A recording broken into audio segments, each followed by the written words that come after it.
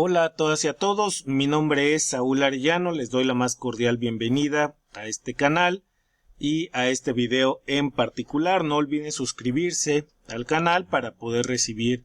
las notificaciones del material que regularmente estamos produciendo en México Social, discutiendo los temas centrales de la cuestión social de nuestro país. En esta ocasión vamos a ver una serie de datos respecto de un tema que ha estado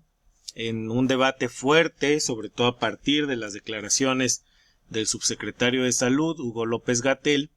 quien en una más de sus ocurrencias llamó a cerrar y a eliminar prácticamente los consultorios adyacentes a farmacias. El presidente de la República días después le enmienda una vez más la plana y matiza la declaración. Y esto, desde luego, tiene que ver con los datos que presentó la Encuesta Nacional de Nutrición y Salud, o de Salud y Nutrición, mejor dicho, 2021, que se presentó apenas hace unas cuantas semanas, y en la cual se da cuenta de que prácticamente la mitad de la población nacional se atiende o en consultorios privados o en consultorios adyacentes a farmacias cuando tiene algún problema de salud. Los dichos del subsecretario López-Gatell afirman que hacen más daño que bien este tipo de consultorios, y sin entrar a esa discusión, que sin duda alguna es problemática, habría que ver los datos de por qué las personas en primer lugar están recurriendo a estos servicios y no a los servicios públicos, aun cuando tengan derecho a biencia o afiliación a algunos de los sistemas de salud. Estos datos que tienen ustedes aquí en pantalla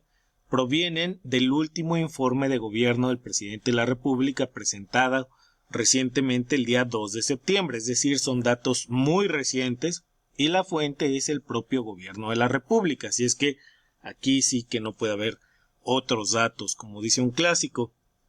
¿Qué es lo que nos indican estos datos? Son la disponibilidad y accesibilidad de recursos y servicios del sector salud por cada 1000 habitantes en nuestro país. Recuerden ustedes que generalmente para poder comparar, pues establecen tasas que permiten establecer comparaciones entre entidades de la República, en el caso del país, pero también entre países entre sí. Bueno, lo primero que vemos es que, a pesar de la retórica, de la propaganda gubernamental, en la cual se nos ha dicho que han contratado decenas de miles de médicos en los últimos años, en realidad la tasa de disponibilidad de médicos por cada 1000 habitantes no ha tenido ninguna variación significativa del 2018 a la fecha, es decir, ya en los casi 5 años que van de 2018 al 2022, no ha tenido una variación estadísticamente significativa. De hecho, como se observa en la primera columna que nos dice número de médicos, la tasa es por cada 1000 habitantes, vemos que en el 2018 había 2.6 médicos por cada 1000 habitantes. Para el 2022 hay 2.7, y este dato hay que tomarlo con mucha cautela porque es la estimación hacia final del año. De hecho, en 2020, justo cuando inicia la pandemia, vemos que teníamos 2.5 médicos. Tampoco es una variación significativa, pero podemos ver en estos datos que prácticamente desde el 2015 hasta la fecha no ha habido una variación importante en este indicador. Enseguida tenemos el del número de enfermeras, y vaya, se dice así, pero también hay enfermeros, mayoritariamente son mujeres quienes ejercen esta noble y digna profesión, pero vaya, en este caso sí hay una variación no tan relevante, pero sí es mucho más notoria que la que tenemos en el caso de la disponibilidad de médicos. En promedio, digamos, tenemos media enfermera más por cada 1000 habitantes. Es cierto que se escucha muy raro decirlo de esta manera, pero vaya, las personas no se fraccionan, pero es lo que nos muestra este indicador. Pasamos de 2.6 enfermeras por cada 1000 habitantes a 3.1. Es un cambio relevante, pero sin duda alguna sigue muy alejado de lo que requiere el país. Y aquí es donde vienen los datos más duros, inaceptables e interesantes, por supuesto, al ser fuente el propio gobierno de la República. Fíjense la caída en la tercera columna en el número de camas disponibles por cada 1000 habitantes. En el 2018 teníamos 2.9,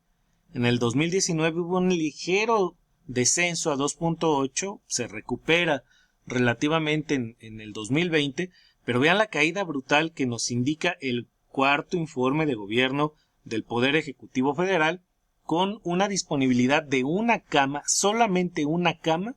por cada 1000 habitantes. Es cierto, es un dato preliminar, nos podrán decir en adelante que se corrigió el dato, que se establecieron mejores indicadores, pero va a ser muy difícil que nos digan que el indicador es mejor al que teníamos en 2020 o en 2019. De hecho, las cifras que están presentando el propio gobierno de la República es de casi una tercera parte respecto a lo que teníamos 2 años atrás, y esto desde luego pues habla de una enorme caída, un subregistro, un mal registro que tenemos en la disponibilidad de camas por cada 1000 habitantes. Quizá algunos dirán que esto se debe a la reconversión hospitalaria, que se debe a los cambios que ha habido del INSABI a estos modelos tan extraños que se están generando, y que desde luego auguran que si no funcionó el INSABI, pues lo que están proponiendo va a ser mucho más complicado que puedan operarlo y digamos instrumentarlo de manera apropiada en los siguientes meses que les quedan. A este gobierno prácticamente le quedan 24 meses para llevar a cabo los cambios que propone realizar, y en esos 24 meses va a ser muy difícil que consoliden un sistema de salud como lo ha prometido desde la campaña y hasta hace unas semanas el presidente de la República, con estándares de calidad europeos, ya no pongamos un país en particular. Y vean ustedes la siguiente columna, la cuarta, que se refiere al número de consultorios. Desde el 2009 hasta el 2020 nunca pasamos de la disponibilidad de un solo consultorio por cada 1000 habitantes. Los estándares internacionales, si tomamos a los países de la OECD o los estándares de la Organización Mundial de la Salud, pues estamos muy bajo, estamos casi en la tercera parte de lo que se recomienda como mínimo deseable, insisto, mínimo deseable en el indicador. Pero lo peor es que ya estábamos muy mal y ahora pues se han caído los indicadores. 2021 cae a 0.7 y en 2022 a 0.8 consultorios por cada 1000 habitantes. Bueno, el señor López-Gatell debería revisar los propios datos del informe de gobierno y darse cuenta que no hay siquiera la oferta pública suficiente como para que la gente decida optar por los servicios de salud del gobierno, ya sea el federal o los estatales, frente a los privados, que sin ser buenos, que sin ser ni siquiera cerca de lo óptimo, pues es la última alternativa y la única alternativa que tienen muchas personas y familias para tener una atención oportuna de salud. Y esto se relaciona también con la penosa e inaceptable caída que tenemos en el número de consulta externa y también de consultas de especialidad. Fíjense cómo en el año 2018 teníamos 2.312 consultas externas por cada 1000 habitantes, es decir, las personas iban en promedio 2.3 veces a consulta médica, ya sea en los servicios públicos o privados. Pero fíjense la caída brutal a 1.291, pasamos de 2.3 a 1.2 consultas, prácticamente una caída casi del 100%, perdón, del 50% respecto de lo que teníamos en el 2018. Es una caída tremenda que no se justifica con nada, porque pues nos están diciendo que cada vez invierten más y que cada vez hacen más en el sector salud, y lo que tenemos es que las consultas externas han caído de manera brutal. En 2020 1.370, 2021 que tuvo una ligera recuperación, nunca a los niveles cercanos a lo que habíamos tenido por ejemplo en 2009 o en 2011 o incluso en 2012 cuando se llegó a 2.900, y que ahora tenemos solo 1.291. Y miren ustedes el dramático caso de las consultas de especialidad. Ya venía una caída fuerte desde el 2016, cayó a 377, luego a 376 y a 362 en el año 2019, consultas de especialidad por cada 1000 habitantes, y fíjense cómo hay una caída tremenda en el 20,